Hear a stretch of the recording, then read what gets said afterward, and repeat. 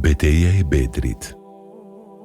Betejë e Bedrit zë një vend të veçantë në historinë islame, jo vetëm si një përballje ushtarake, por si një moment i jashtëzakonshëm ku shfaq qartë ndërhyrje dhe ndihma hyjnore për besimtarët. Ajo ndodhi në vitin e 2 të Hijretit, kur muslimanët, të paktën në numër dhe me mjetet kufizuara, u përballën me një ushtri shumë të madhe të Kurejshve. Në këndvështrimi islam, kjo betejë nuk ishte thjesht një konflikt fizik, por një provë thellë e besimit, durimit dhe mbështetjes së plotë tek Allahu.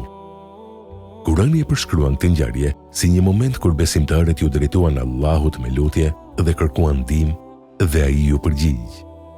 Kur ju kërkuat ndihmë prej Zotit tuaj e ai ju përgjigj, unë do t'ju ndihmoj me 1000 ëngjëj që vinë njëri pas tjetrit.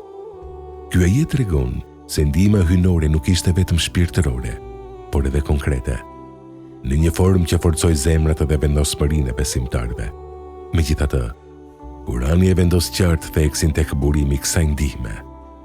Dhe Allahu e bëri atë ndihmën me engjëj, vetëm si lajm të mirë për ju, dhe që zemrat tuaja të qetësoheshin me të. Ndihma nuk vjen nga askush tjetër përveç Allahut. Këtu shfaqet një nga parimet më të rëndësishme në Islam. Fitoria nuk vjen nga numrat apo forca materiale, por nga vullneti i Allahut. Melekët ishin një mjet i kësaj ndihme, ndërsa burimi i saj mbetet gjithmonë Allahu.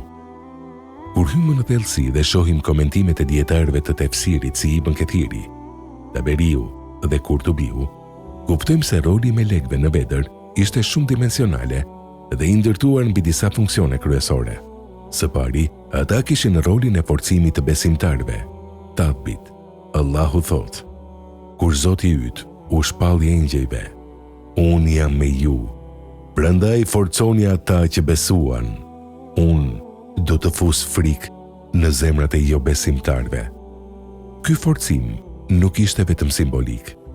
Dietarët shpjegojnë se besimtarët ndjejnë qetësi, siguri dhe një bindje të palëkundur se nuk ishin vetëm. Në një moment kur diferenca në numër dhe mjete ishte e madhe, kjo mbështetje shpirtërore ishte vendimtare. Së dyti, sipas haditheve autentike, melekët kanë marrë pjesë edhe realisht në luftë. Transmetohet se disa sahabë pan figura të bardha në fushë betejë dhe dëgjuan zëra që nuk ishin njerëzor.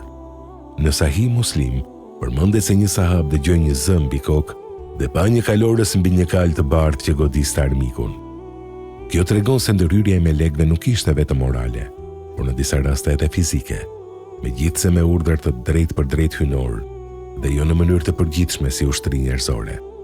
Së treti, një nga ndikimet më të fuqishme të kësaj ndërhyrjeje ishte hedhja e frikës në zemrat e armikut.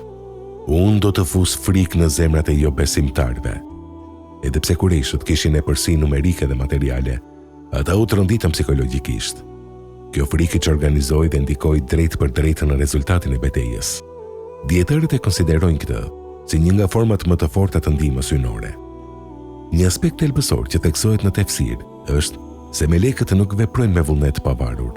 Ata janë plotësisht të bindur ndaj urdhrit të Allahut.